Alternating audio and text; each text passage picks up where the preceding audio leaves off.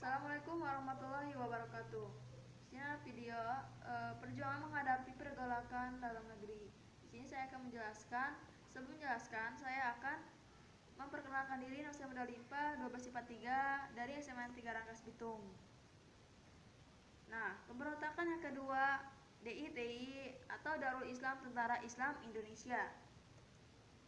Nah, sini saya akan menjelaskan definisi Darul Islam terlebih dahulu. Pertama, rumah Islam yang merujuk pada konsep pembentukan negara yang berlandaskan hukum Islam. Konsep negara Islam menyebabkan Islam berpengaruh dalam setiap kehidupan penduduknya, seperti dalam bidang politik, ekonomi, dan sosial. Nah, konsep negara Islam Indonesia atau yang disebut NII, pertama, usaha politik untuk membentuk negara Islam yang berlandaskan hukum Islam dengan hukum tertinggi adalah Al-Quran dan Hadis. Yang kedua, adanya anggapan dari sebagian umat Islam Indonesia bahwa negara memiliki kewajiban untuk membuat undang-undang yang berlandaskan ajaran Islam dan menolak hukum dan ideologi selain Al-Quran dan Hadis.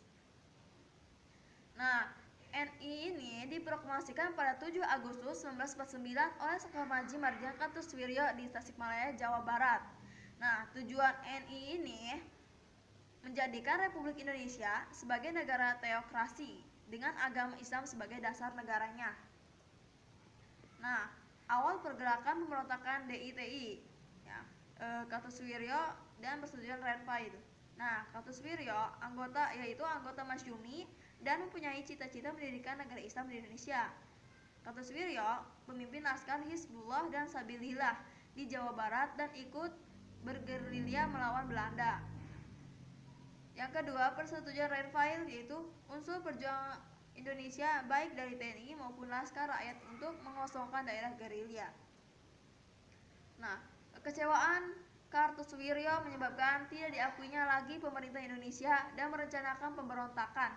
Adapun wujud dari rencana Kartosoewirjo yaitu pertama, memproklamasikan berdirinya negara Islam Indonesia pada tanggal 7 Agustus 1945 di Cisayong, Tasikmalaya, Jawa Barat dan mengangkat dirinya sebagai imam.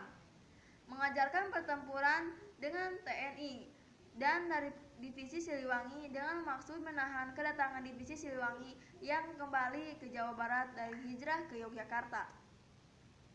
Nah, Operasi penumpasan DI atau TI Jawa Barat pada tahun 1960 melalui operasi pagar betis dengan dukungan dari rakyat setempat. Nah, tujuan taktik mempersempit ruang gerak DI atau TI. 4 Juni 1962, Kartosoewirjo berhasil ditangkap di Gunung Geber, Jawa Barat melalui operasi Baratayuda. 5 September 1962, Kartosoewirjo dijatuhi hukuman mati di Pulau Ubi, Kepulauan Seribu. Nah, di sini DI atau TI di Aceh dilatar belakangi oleh penurunan status Aceh dari provinsi menjadi bagian kepresidenan Provinsi Sumatera. Pada tanggal 20 September 1953, Daud Bere menyatakan Aceh menjadi bagian dari negara Islam Indonesia yang dipimpin oleh Kartosoewirjo.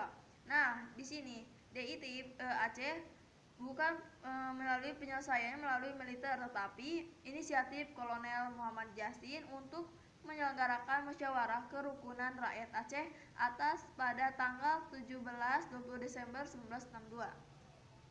Nah, yang kedua DITI di Kalimantan dilatar belakangi oleh anggapan diskriminasi antara tentara di luar Pulau Jawa dengan tentara Pulau Jawa.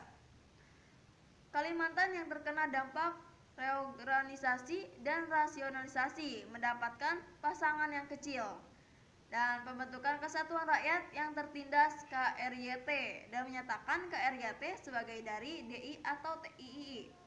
Nah, upaya penumpasannya yaitu pemberian kesempatan pada Ibnu Hajar dan KRYT untuk menyerahkan secara damai. Nah, tahun 1959, operasi militer yang menghancurkan kekuatan DI atau TII di Kalimantan Selatan. Dan pada tanggal 1963, Ibnu Hajar menyerah. Tahun 1965 dijatuhi hukuman mati. Nah, yang ketiga, DI atau TI Jawa Tengah. Pengaruh kaum sosialis komunis di pemerintah dan TNI yang mengganggu perjuangan umat Islam. Perjuangan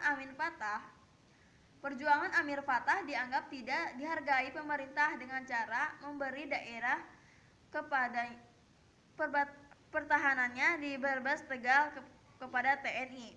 Nah, adanya pemerintah penangkapan Amir Fatah oleh Mayor WA. Nah, Amir Fatah menyatakan bagian dari DI atau TI Kartosuwiryo pada tanggal 23 Agustus 1949 di Tegal atau Jawa Tengah. Nah, tokoh pemberontakannya yaitu pertama, Amir Fatah di wilayah Brebes atau Tegal. Kedua, Kiai Somalangu di wilayah Kabumen pemimpin Angkatan Umat Islam, yaitu tujuannya untuk mendirikan negara yang berlandaskan hukum Islam, yaitu Quran dan Hadis. Operasi penumpasan. Pemerintah Indonesia melakukan operasi militer untuk menumpas kekuatan DI atau TI Jawa Tengah. Nah, pertama, pembentukan pasukan khusus Benteng Riders. Yang kedua, operasi gerakan Banten Negara yang dipimpin secara bergantian oleh Letkol Sarbini, Letkol M. Bashrun, dan Letkol Ahmadiani untuk menumpas kekuatan DI atau TI Jawa Tengah. Nah, hasil dari kedua itu, kekuatan DI atau TI Jawa Tengah dapat dihancurkan pada tahun 1954.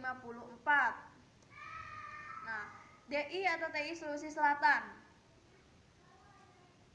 Tokoh pemberontak Khayyam Muzakar, yaitu keinginan Khayyam Muzakar agar organisasi perjuangan pembentukannya itu Komando Gerilya Sulawesi Selatan (KGSS) masuk ke dalam APRIS tanpa melalui seleksi dengan nama Brigade Hasanuddin, yaitu upayanya untuk pemerintah memasuki semua anggota KGSS dalam Korps Cadangan Nasional atau disebut CTN, namun tidak memuaskan Hajar Muzakar. Nah, upaya penumpasan. Yang pertama, pada tanggal 30 Februari 1960 diadakan operasi tumpas. Yang kedua, pada tanggal 3 Februari 1965, Hajar Muzakar berhasil ditembak mati oleh TNI dalam sebuah baku tembak di Sulawesi Selatan. Nah, hambatan penumbasan medan yang sulit serta dilakukan oleh kelompok Hajar Muzakar. Kelompok Hajar Muzakar memanfaatkan rasa kesukaan untuk menghalangi operasi penumpasan dari pemerintah pusat. Nah, sekian video yang saya paparkan. Terima kasih. Assalamualaikum warahmatullahi wabarakatuh.